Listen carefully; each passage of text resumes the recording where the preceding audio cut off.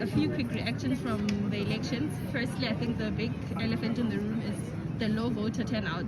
As a party, had you expected it to be this low? I mean, there were indications at registration weekend that people are just not registering to vote.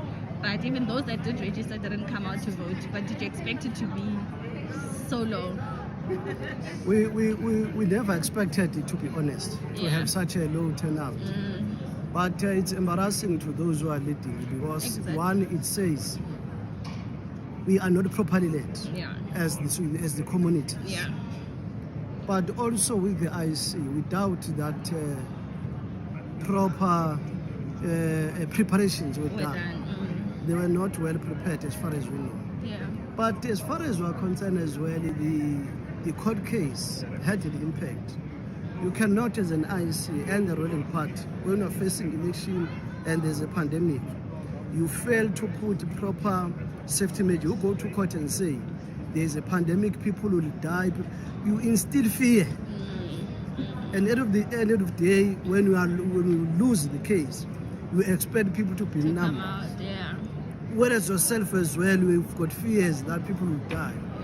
And the same thing that has happened is that that COVID is non-existing now. The numbers are so quite low. We don't know what was going to happen in February. So we think that there are many factors to that. But it challenges those who are in charge. If you lead in a manner that people want to take you back in the next elections. So poor performance for those who are there. Also, people are angry. Exactly. But from a party perspective, do you also think that there was the COVID-19 or the pandemic had any impact on how you guys would usually campaign? And given yes, correctly, in terms of campaigning, all campaigns started late. Exactly. But the reason for that was the IEC for taking the matter to court. Saying the matter must be adjourned, the elections must be adjourned. If everything went well, we started at the right time. There might be some quite difference from what we see now. No, absolutely. And then in terms of the youth vote, I think it's something that's very concerning that we see it even in the vaccination rates. The young people are not going out to vaccinate. We're seeing it with the turnout. Young people were not seen in the queues yesterday. Do you perhaps think, as you're saying, is a discontentment or lack of representation from the people that were contesting? That's correct. Whenever you do the listed deployments, the deployment of councillors or MPs, it always comes up as a cry as to how many youth that are represented in your list and women.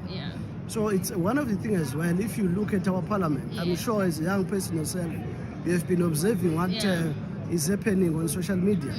When people are showing pictures of those grannies who are sleeping in parliament. And young people say, but look at our parliament. So it's one of the things that challenges us as political parties. How do we make politics enjoyable and attracting to the youth? And I'm glad you got there, because my next question is, as the ATM, how are you involving young people, and going into 2024, will they be a key part of your manifesto? Remember, our party is led by a 34-year-old person. This is the message, Yes. So that one tells you that there's a lot of youth leadership in our structures. Going to 2024, yes, also must sit down and devise even more strategy to attract the young people to vote and join our party. All right. No, thank you so much for your time, and all the best with the results as they come in. All right, thanks. I'm Sbu Mncwabe, the national spokesperson of the ATM. Thank you so much. Thank you for joining Stay Defined. As I